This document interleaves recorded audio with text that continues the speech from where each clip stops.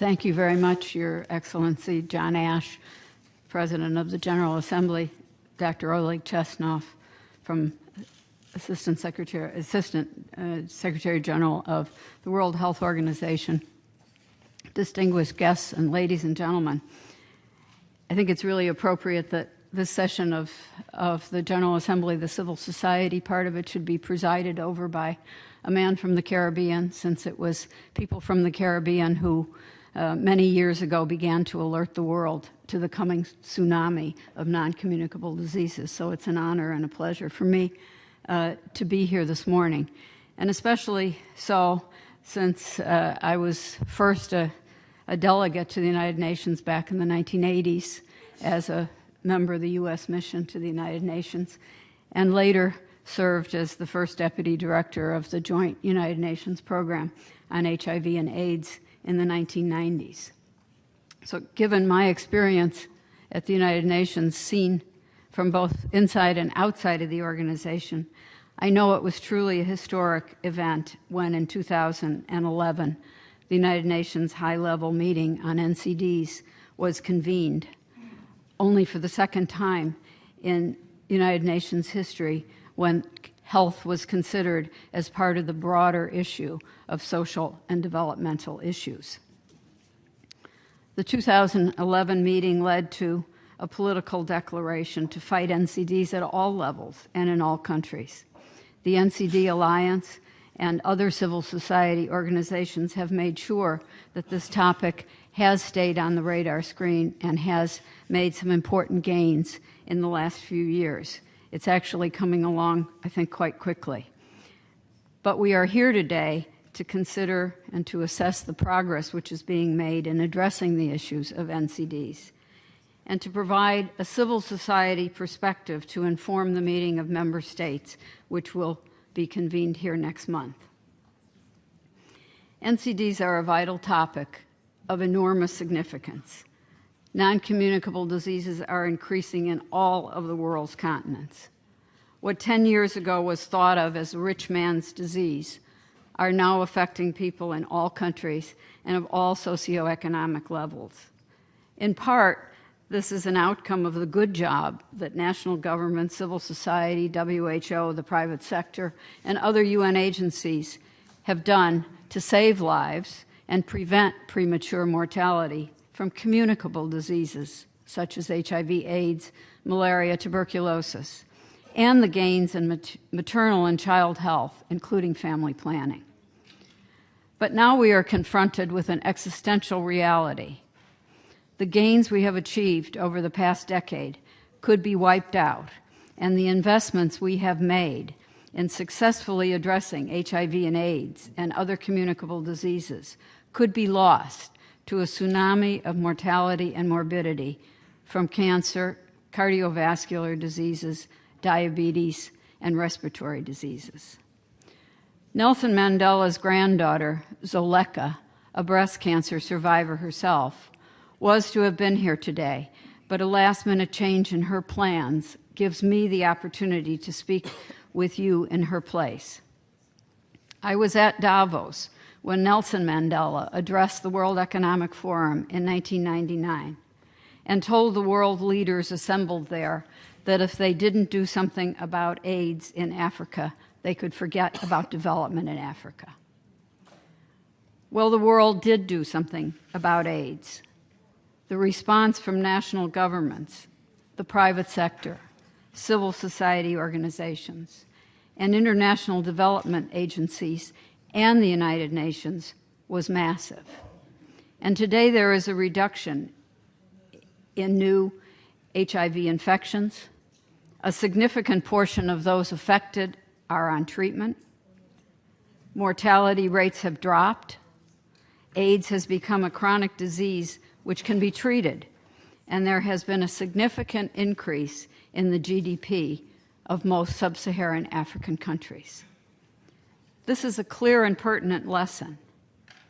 The question before this body today, therefore, is whether we have the political will and the resources to address the challenge of NCDs.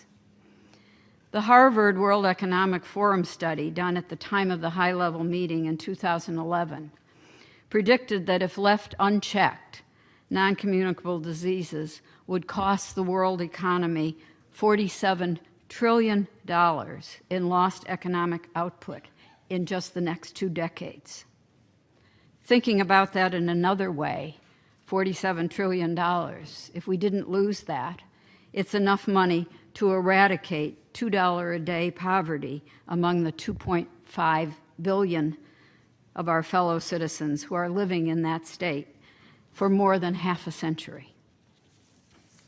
The high-level meeting in 2011 was a major step forward. It gave us a political declaration that essentially says 4 things. First of all, that NCDs are the #1 cause of disease and death. Second, that there are some best buys that we know how to scale up now to reduce the burden of disease. Third, that the burden is economic as well as in human life and human dignity lost. And fourth, that we will not be successful unless we have an all-of-government approach and we engage the private sector and civil society organizations. As a veteran of the fight on HIV and AIDS, I believe there are many lessons in that fight which are applicable to what we're facing today. One of those lessons is that I think we must both prevent and treat NCDs. We will not treat our way out of this epidemic. That's proving impossible, even in rich countries, and is certainly out of reach for low and middle income countries. We must employ what we know about prevention, and we must do it now and scale it up rapidly. Tobacco is a major issue in developing nations, and we can save so many lives just by encouraging people to avoid it. Tobacco is poised to kill 1 billion in this century if left unchecked. The vast majority of those people living in low and middle income countries where 80% of smokers live. Tobacco is the most preventable cause of death, and it's the only risk factor truly common to all 4 of the main types of chronic disease, causing 1 in 6 deaths from NCDs. Africa, in particular, is slated to become a future epicenter of the tobacco epidemic, according to a recent report by the American Cancer Society. Based on this analysis, we know the number of Africans who smoke would increase to a staggering 572 million by 2100, from 77 million today, unless we act now. Today, Africa has lower tobacco use rates than any other region in the world. Imagine if that doubles or triples or quadruples over the next decades in a continent that is already struggling to handle the growing burden of chronic disease. So if we do nothing else but stem the rising tide of tobacco use in low and middle income countries, we will have done everything. We know that increased taxes and regulation on marketing and enforcing the FCTC are all important steps that we must take now. Secondly, it's becoming increasingly obvious that healthy diet and exercise are key to controlling NCDs. That is something we must increase awareness of and promote physical activity and healthy eating. Third, at least in speaking of cancer, there are 2 incredibly low-cost, effective fixes: vaccination for hepatitis B to prevent liver cancer, and for HPV to prevent cervical cancer. Imagine if we had an AIDS vaccine. We would be shouting from the rooftops and making sure that everybody got vaccinated immediately. And yet we have these tools for hepatitis B and HPV at our disposal, and yet woefully low rates of implementation all over the world, including in my country, the United States, where only 30% of eligible girls have been vaccinated. So for all that prevention is the key and must not be neglected, we must also make sure people have access to the treatment they need. While we won't treat our way out of this epidemic, we won't prevent our way out of it either. It's not impossible to imagine that we can provide better access to treatment using approaches that we have learned in strengthening health systems through the HIV/AIDS epidemic. Because if there is no treatment possible, who would ever want to be screened? And in that lies the key to solving this epidemic. Treatment also means providing palliative care to diminish suffering, to offer pain relief, and to increase the quality of life for those living with non-communicable diseases.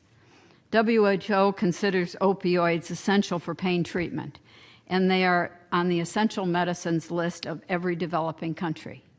And yet, 85% of the world's population living in low and middle income countries consumes just 7% of these medications.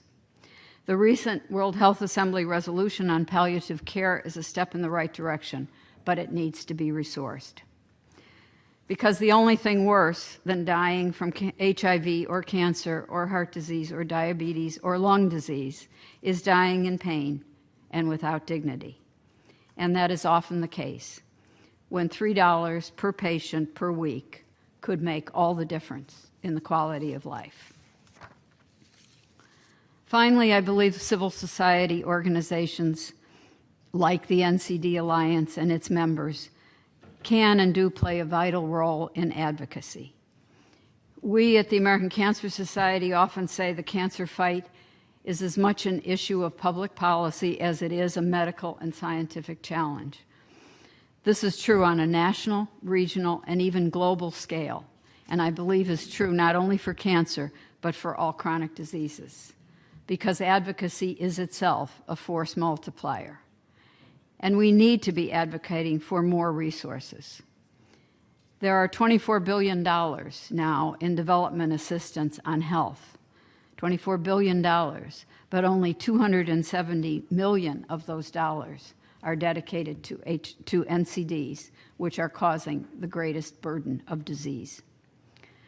We are talking about the biggest health challenges of our day, perhaps even of this century. And money alone will not solve the problem, but without money, it's impossible to imagine real progress. The good news is we know how to save more lives right now. We can create a world with less chronic diseases. We strongly and simply have to come together to implement proven strategies and to find new ways to break down the barriers that hinder our progress. NCDs are truly universal, but the experience of them is far from being so. Whether you live should not determine if you live. This is a matter of equity and of human rights. Everyone deserves access to quality health care and prevention and treatment that could save their lives. Together, I know we can make sure that they get it. Thank you.